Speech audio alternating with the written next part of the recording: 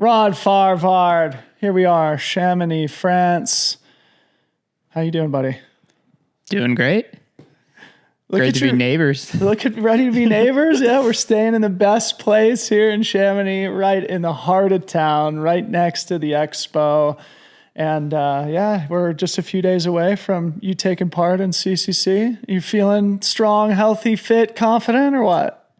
All the above, yeah. I unknowingly went right back into it after Western States. I was just kind of doing a lot of mountain stuff in Mammoth, and I started feeling good, and it's hard to say no to a good battle. So I wanted to come back and try something different. I feel like every year I intentionally target UTMB week going forward. I'm going to focus on the big loop. So this kind of seemed like a good opportunity to try CCC and see how I stack up in a faster field. I love it, man. I think it's a great pivot to make, and obviously also a world-class race to be a part of. And you are definitely going to add a really interesting element to it. And when your name dropped on the start list recently, I'm sure a lot of guys were like, uh-oh. But we'll talk about that in a sec. Obviously, we can't bury the lead here too much. You're rocking a fresh new kit sitting on the couch here. So obviously we're making a big announcement here. You signed with HOKA as of a few weeks ago. So maybe just starting with the process, becoming connected with the brand. Why is this the right fit for you? Yeah. So I started the process immediately after Western States. I was in a unique position where my previous contract ended at the end of June.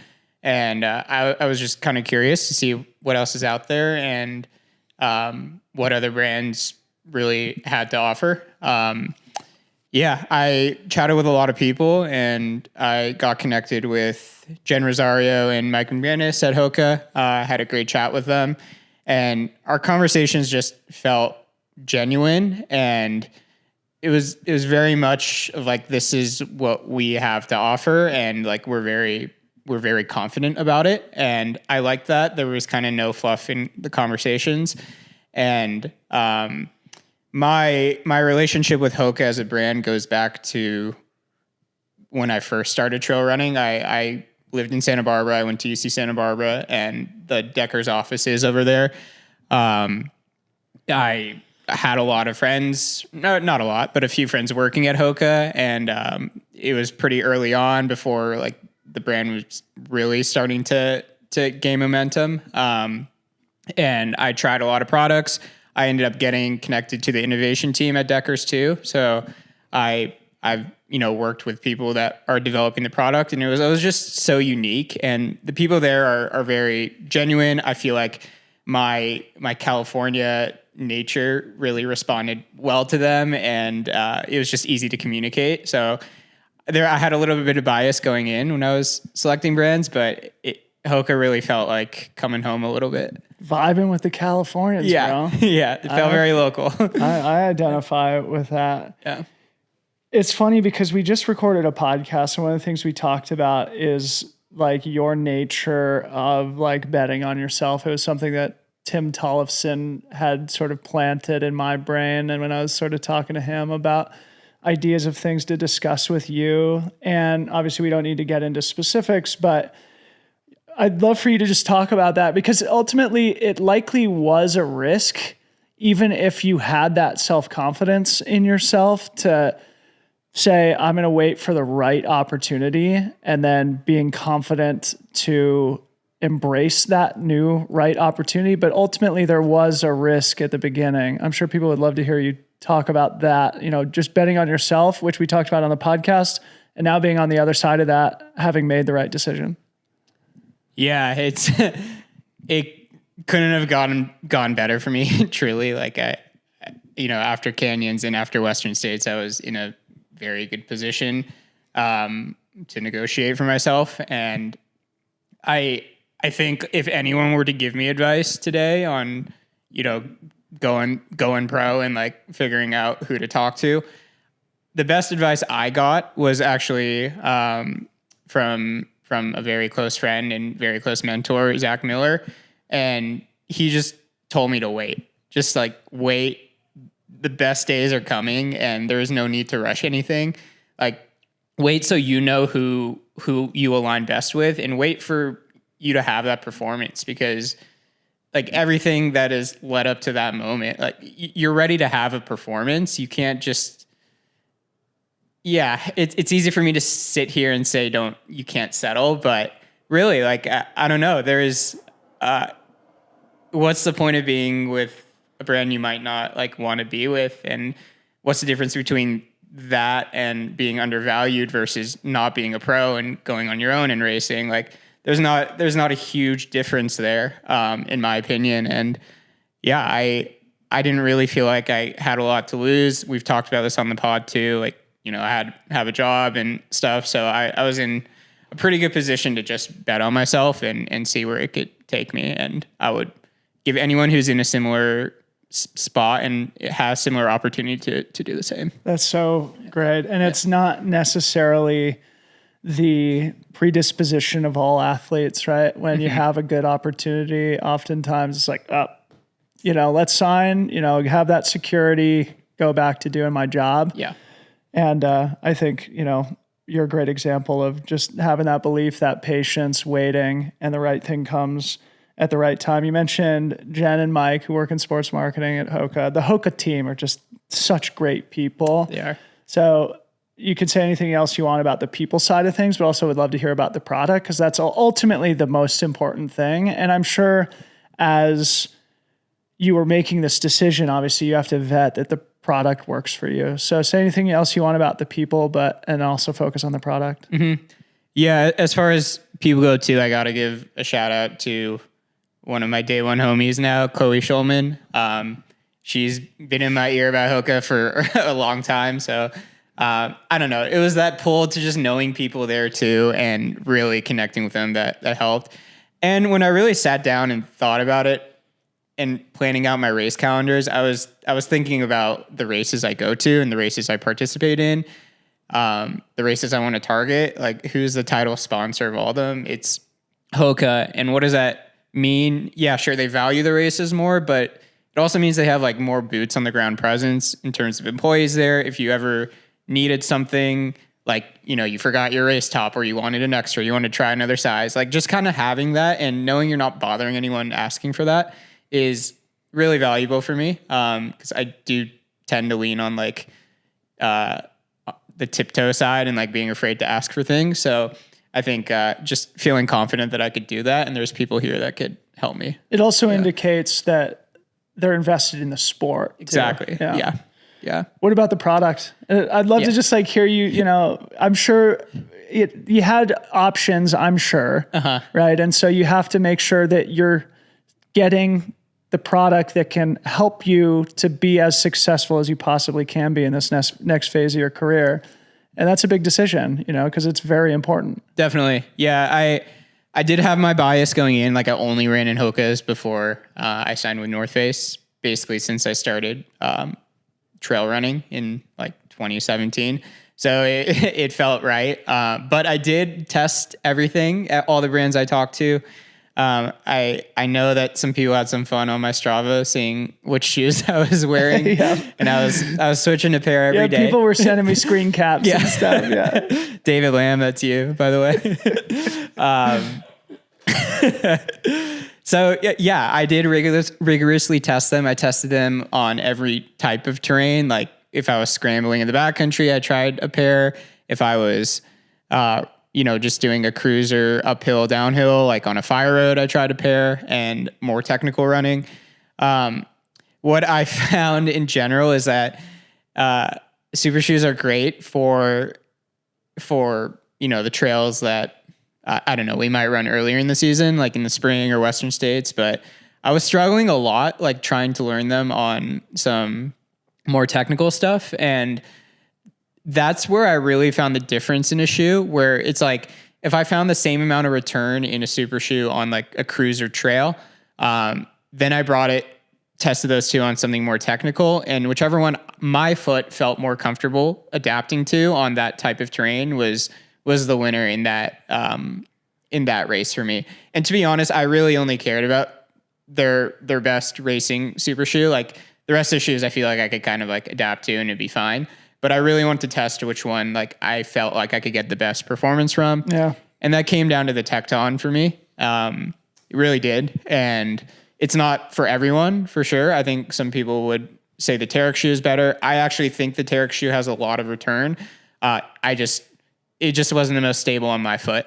And there's a learning curve with all of them. But the fact that the Tecton felt the best, the fact that I've worked with the Deckers innovation team in the past, I have friends working on the product team at HOKA in Portland too. And like all of it came together, and the thought of like, helping design a shoe came into my mind, and that was exciting. And so it's the narrative you want to tell yourself for sure. Yeah. But it was very convincing. Well, cool. And thanks for talking about it honestly. And I'm sure fans of the sport would just love to be a fly on the wall when you're making that. It's a big, huge decision for you at this point in your career. And, just congratulations. You very much earned it, and looking forward to seeing you compete under that HOKA flag for years to come. And also, you already mentioned it, but I ran with the guys this morning from HOKA, and they had reminded me of this mutual Santa Barbara connection. There's sort of a fun serendipity there. It feels like it was meant to be, like you're coming home. Rod Farvard to HOKA. Let's talk about CCC if that's okay with you. Let's do it. Last time you were on the pod, which was like a month ago, we talked all about Western States. You're still in the glow. And obviously we don't need to rehash that. Incredible performance, as we all know. But as of the recording of that podcast, you were planning to race at Diagonal Des Fous. This signing with HOKA may or may not change those types of decisions, but you also, sounds like, wanted to jump at another opportunity to race against world-class field on a world-class stage. So just talk about the decision of jumping in CCC. Yeah, definitely. I mean, I'd be lying if I said signing with HOKA didn't influence me a little. It definitely did. They weren't pushing me to race. They wanted me out here and just to activate me and introduce me to the brand, do our announcement here. And that was honestly enough for me. And it sounded really fun. So I wanted to come. And then like a week into making that decision, I was like, I'm going to get really bad FOMO being there and not racing. I know I will. So with that mindset, it's a very different mindset than we talked about going into Western States, or I was like, I'm all in, I'm in for broke. So it'll be fun kind of competing with the like less expectation mindset and just banking on like a year of really big fitness and seeing like if, I'm still at a peak, who knows, maybe I peaked at Western and this will be a drag at the end of the race, but I'm willing to try. And I feel like I trained a lot after States. I did some massive days, and I had 3 weeks of structure with my coach. So we're in a questionable phase of like where the fitness is, but my mind is there, and like I really want to compete against the people here. Okay. All right. Well, say more about that. So you said that the body's feeling sort of surprisingly good after that huge run at Western States. Actually, Hayden surprisingly said the same thing when we talked to him earlier today. But the mindset thing is really interesting, right? Because I mean, especially after Canyons too, and you wanting to get back to Western States desperately, which you did, and then you had the day of days at Western States. For me and for a lot of people, I would be fried, right? It'd be hard to be motivated to go to the well again. Yeah. Where are you in that conversation? Are you like coming in with, the fire of competitiveness like you were earlier in the year? I think so. Yeah. Western States means something way different to me. So it's hard to compare how I'll feel compared to my mindset going into there. But I think there's a part of me that wants, when you look at this field, there's so many Western States returners coming back, like top 10 returners coming back to CCC. And like, I don't know, I kind of want to see if that was a fluke at Western or if, I can say I can consistently beat some of these people. And I don't want to put too many chips into that and making myself believe that, but like I have the confidence right now, and sometimes like coming into a race like this, confidence is everything, and confidence is what's going to make you do well. So I'm definitely riding the high. I'm riding the glow, and I don't know. We've seen some people do that and then get knocked down. Could be me, but I don't care if that happens. Honestly, I really don't. Yeah. Good. So it's you, Hayden, Caleb Olsen. Who else from the men's? Dan. Oh, Dan Jones. Yeah. Right. Yeah. Awesome. Yeah. Well, it'll be awesome, like story within the story to monitor that double the Western States to CCC double. Oh, John Ray also. John Ray. Yeah. Right. Yeah. Awesome. Yeah. So good. So, and in the training, you said that you guys had 3 weeks of structure. You started just by like going and doing fun stuff in the mountains. Yeah. We talked a lot about your training when you were on the podcast, so maybe you can focus on just what was different, right? Yeah. Definitely slightly less volume than it was going into States. Actually, if you look at the hours, the same, but way less miles.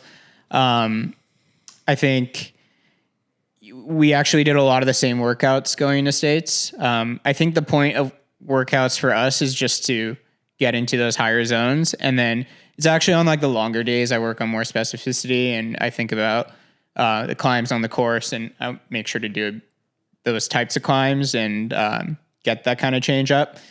But yeah, it was pretty simple, like mostly doubles on easy days, and one really high intensity workout a week, and then long 5x8. Yeah, you posted that on your Strava, like give me this workout to the end of time or something like that. Yeah, it's just the perfect amount of time to keep me motivated and pushing as hard as I can. So.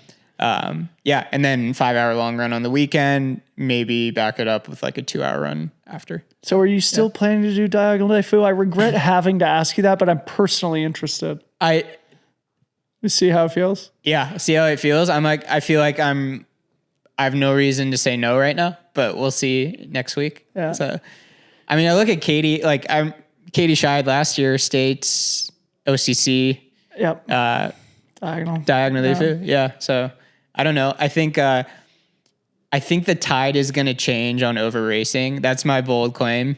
I think people are going to realize they're probably the biggest limiting thing in racing too much is actually just the travel to go do it. But I think our bodies can race way more than we're putting stock into. So comes back to the carbs, doesn't it? There it does. Yeah. Rod the carb Farvard.